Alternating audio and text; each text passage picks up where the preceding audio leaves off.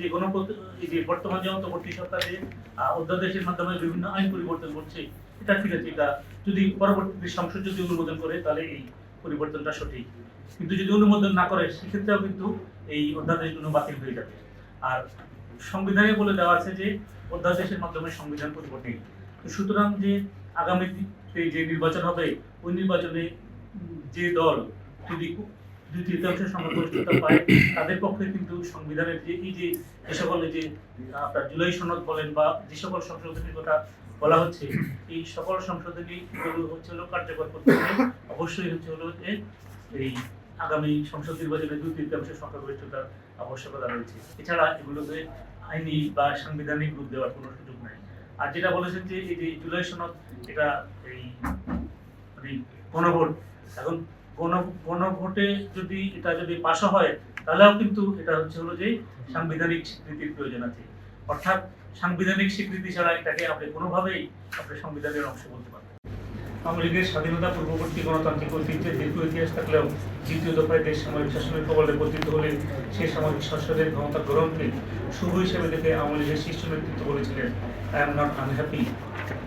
এই সামরিক শাসক প্রায় 10 বছরের শাসনামলে যুগান্তকারী কিছু প্রশাসনিক সংস্কার আনলেও সামগ্রিকভাবে দেশের নির্বাচন ব্যবস্থাকে কলুষিত করে এক কলঙ্কময় ইতিহাস রচনা করেন। তার শাসনামলে এই দেশে 1986 খ্রিস্টাব্দের 3য় এবং 1988 খ্রিস্টাব্দের 4th সংসদ নির্বাচন অনুষ্ঠিত হয়। উভয় নির্বাচনের কোনোটিতেই জনাকাঙ্ক্ষার প্রতিফলনে সরকার গঠিত হয়নি। 3য় সংসদ নির্বাচনে তৎকালীন প্রধান দুটি বিরোধী দলের অন্যতম বিএনপি অংশগ্রহণ করেনি। সেই নির্বাচনে আওয়ামী লীগ অংশগ্রহণের কথা না থাকলেও আওয়ামী লীগের শীর্ষ নেতৃত্বের যে দল নির্বাচনে যাবে সে দল হবে জাতীয় বেঈমান এমন উক্তিকে কালিমায় আবৃত্ত করে বিএনপিকে অনেকটা বিপদে ফেলে অকস্মাৎ দলটি নির্বাচনে অবতীর্ণ হয়েছিল। এই নির্বাচনটিতে যদিও জনমতের প্রতিফলনে আওয়ামী লীগের সরকার গঠনের কথা ছিল, কিন্তু পূর্ববর্তী সম্পন্ন সামরিক শাসকের পাতনা জালে পা ফেলে আওয়ামী লীগ শোচনীয় পরাজয়ের মাধ্যমে সামরিক শাসকের দল জাতীয় পার্টির 2/3 অধিক আসনে জয়ের ক্ষেত্রে প্রস্তুতি সহযোগী হিসাবে ছিল।